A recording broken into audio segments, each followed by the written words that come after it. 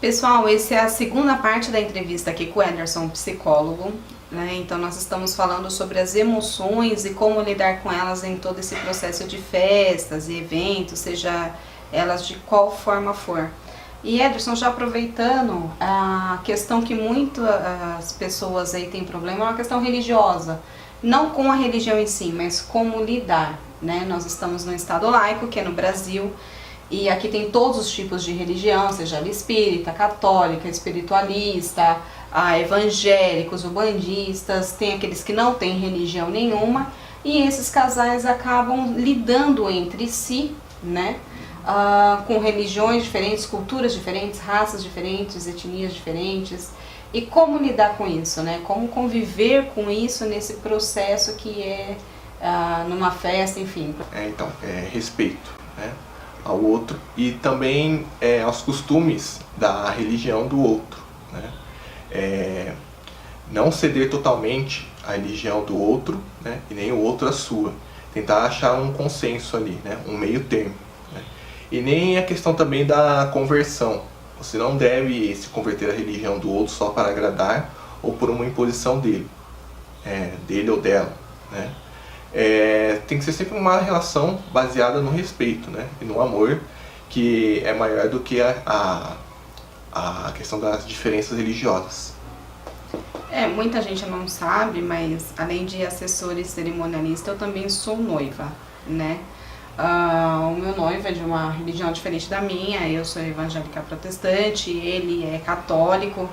E aí, para unificar as duas famílias, nós optamos por não ter uma cerimônia religiosa, né? Muitas pessoas não sabem disso, mas existe a cerimônia ecumênica, existe outros tipos de cerimônias que também faz essa celebração, mas não necessariamente uma religiosa.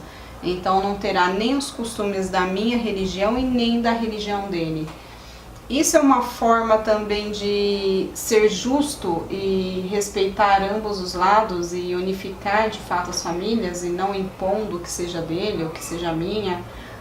Por exemplo, tem muitas mulheres que falam, mas o meu sonho é casar na igreja. E muitas vezes a outra pessoa, seja ela mulher ou homem, ou não pode se casar na igreja, ou segundo, terceiro casamento, ou não faz parte daquela religião, não é batizada naquela religião, né? Como lidar com isso sem que tudo passe a ser um problema, né? Sem que tudo seja, mas isso, mas aquilo, e agora eu tô frustrada, e agora o meu sonho tá indo por água abaixo, porque parece que tudo vira uma bola de neve, né? Às vezes um assunto que é tão simples de resolver vira uma bola de neve. Como contornar isso pensando sempre no pós, que não é só a festa, que existe o pós? Como eu disse anteriormente, né, é a questão do respeito, né? Tem que saber... Eu esqueci.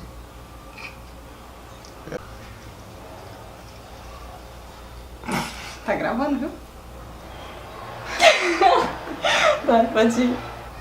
Então, como eu disse anteriormente, né, tem que se basear no respeito.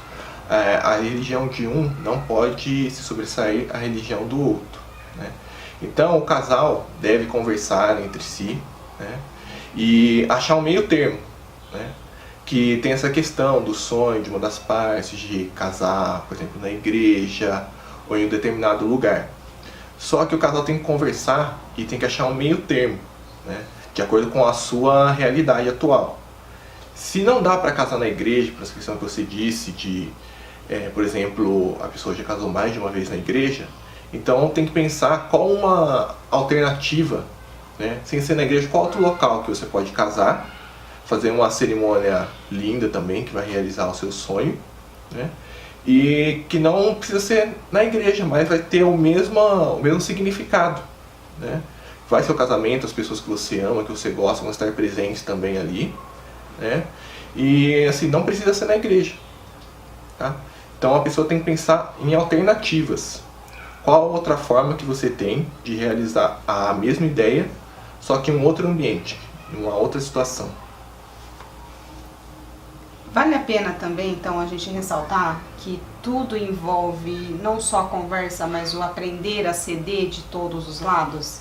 e ter um acompanhamento psicológico em todo esse processo, por exemplo, não só no casamento, né, gente? A gente está falando aí sobre, por exemplo, o batizado do filho, já que estamos falando de religiões diferentes, ou tem um que é ateu e tem outro que é religioso. Nós estamos falando aí da maternidade, que ao receber as pessoas, todo mundo quer visitar aquela criança e esquece que existe um cuidado já ao pré-nascimento. Nós estamos falando do casamento, da festa de debutante.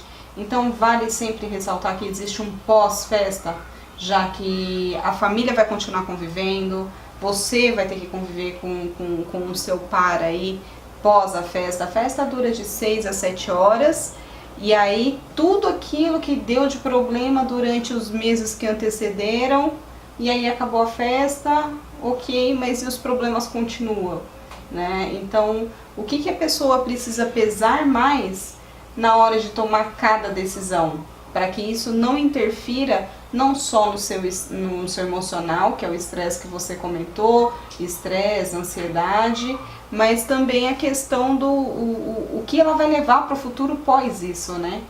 Ou seja, um dia pode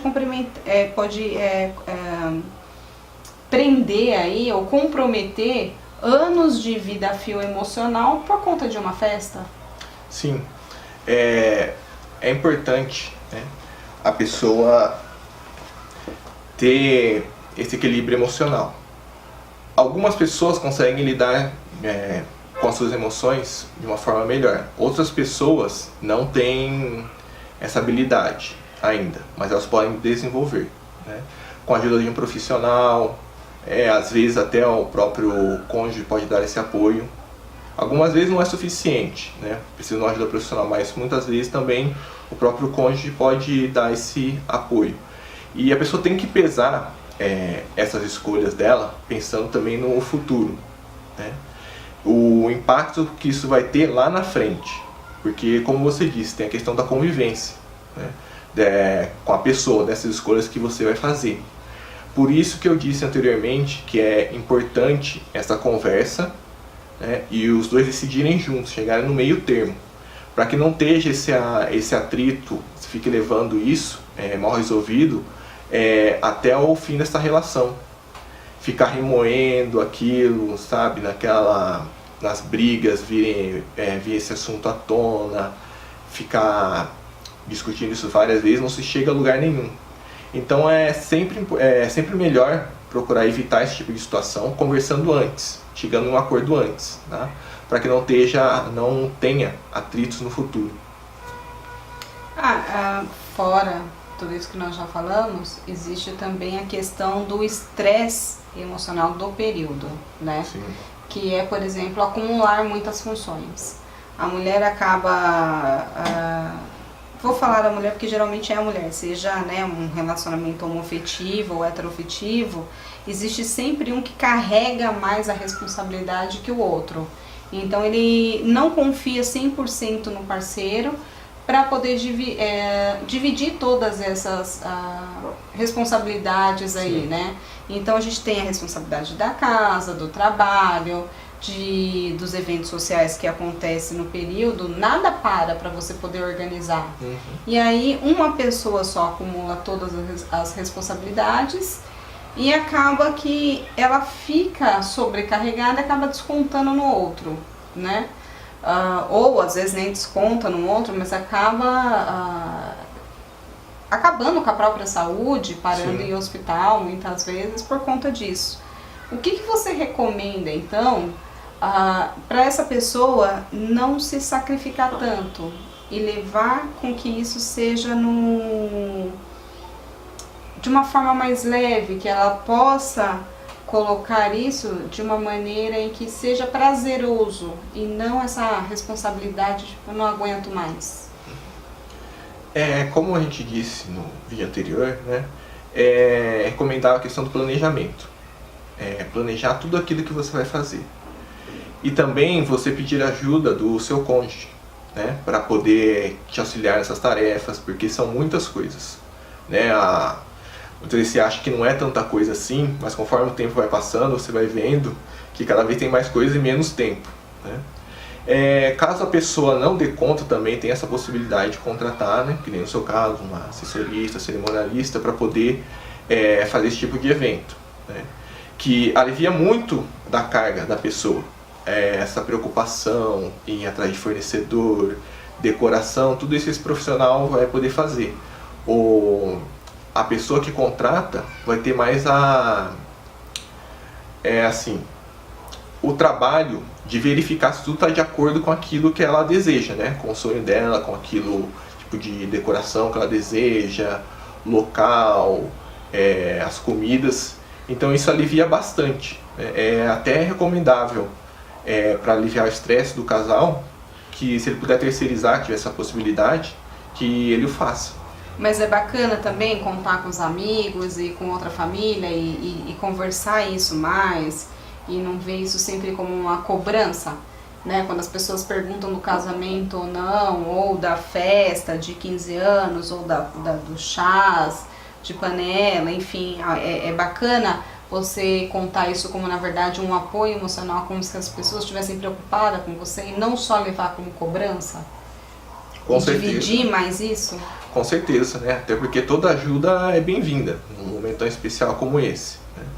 E eu acho que é bem importante isso que você disse, né? Tentar ter um outro olhar para essa pergunta das pessoas. Não levar pro lado pessoal como se a pessoa estivesse te atacando, te cobrando, né? Como que está o andamento da festa, do evento. Mas sim uma preocupação da pessoa, como que está indo, se você está tendo dificuldade, você precisa de ajuda, você pode contar comigo, né? Então é muito bom ter essa mudança de olhar. Muitas vezes a pessoa pode estar aberta ali para te ajudar e você nem percebe, você entende isso como uma cobrança. Porque é tudo tão estressante nesse período, Sim, que a sim. gente acaba revertendo tudo de outra forma, né? Tudo cria uma defensiva em você para contra-atacar, né? Sim, acaba interpretando até uma ajuda como algo ofensivo, que está te atacando, mas não é isso, não é essa a ideia. Viu, pessoal, como é legal o nosso bate-papo aqui com o psicólogo, para vocês entenderem que esse processo de uma organização de evento, ele tem que ser prazeroso, ele tem que ser leve, ele não tem que ser estressante. É só fazer um planejamento e uma organização. Nós sabemos que nem todo mundo pode ter uma assessoria, uma cerimonialista, porém existe a família, os amigos, existe alguém de apoio. É só vocês realmente procurarem ajuda da forma que melhor caber na realidade de vocês, da forma que melhor vai convir aí no dia a dia de vocês, né? E como o Ederson falou também, existe várias formas de vocês terem apoio psicológico. Então, se vocês realmente estão estressados, estafados, não acabe com a sua própria saúde. A saúde emocional, ela pode destruir o seu físico tanto quanto uma doença. Então, cuide sempre, procure um profissional da área, um terapeuta de recomendação, alguém de confiança, Sim, né, Ederson? Sim, pode ser um psicólogo de casais, por esse momento que está passando estressante, né? Pode passar também, vocês podem discutir a relação, pode desestressar essa questão que a Renata trouxe sobre estar estressado e descontar no parceiro. E tudo isso pode ser trabalhado nas sessões. Tem gente que acha que terapia de casal é só em caso de separação, né? Vou me separar, opa, peraí, vou contratar um terapeuta. Sim, mas não. Terapia de casal é justamente para você trabalhar o relacionamento, né? Tem coisas que não são legais, vocês não estão satisfeitos e vocês podem ir numa terapia de casal, o psicólogo vai auxiliar vocês na relação, né? Porque a terapia de casal é sempre quando tem um problema na relação. Vocês vão lá para resolver esse problema. E o legal também é que no caso de um psicólogo, todo mundo acha que psicólogo também é só em caso de louco ou de extrema necessidade. Sim. É importante também fazer esse acompanhamento, né? A mesma forma que você vai no seu médico aí para fazer seu check-up de saúde, é importante também consultar o psicólogo. Não necessariamente você precisa ficar anos de terapia, mas em certos momentos em que você não consegue lidar com a situação ou as expectativas, enfim, é bacana você também procurar um profissional para te auxiliar nessa área, né? Uma pessoa neutra de fora, que vai poder te conduzir no melhor caminho e poder te conduzir aí para que você tenha excelência em tudo que vai fazer, independente da questão socioeconômica. Sim, é muito importante o acompanhamento psicológico, né, da pessoa, não só nesses momentos de dificuldade, né, de término de relacionamento. É também importante o acompanhamento no psicólogo quando você precisa fazer escolhas que você não está dando conta, né, ou situações. O psicólogo ele vai trazer para você uma visão de fora da situação, tá? Então, às vezes, talvez você passe por situações que a solução pode até estar ali, bem na sua frente, mas você não consegue ver.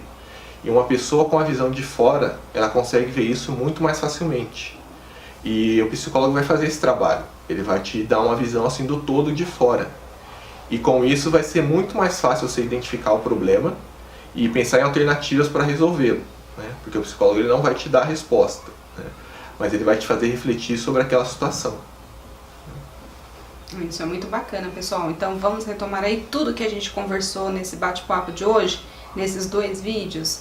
Então planejamento, procure ajuda profissional, divida as responsabilidades aí com o profissional, Sim. com o cônjuge, os parceiros, divida, seja amigos, mãe, pai, né? Sim, é muito importante dividir essa carga porque são muitas coisas para uma pessoa só carregar, né? Quanto mais pessoas puderem ajudar, mais fácil fica para você, menos sobrecarregada você fica.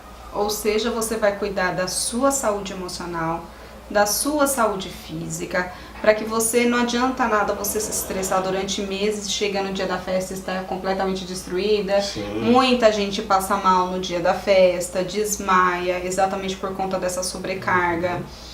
Tem gente que vai parar em um hospital. Sim. Tem madrinhas que desmaiam porque também acaba gerando esse emocional para poupar às vezes a noiva, sobrecarrega para ela. Então quando a gente fala de um evento, a gente envolve todo mundo, não é só o casal em si, né? Sim. É todo um em volta, todo um entorno aí que envolve.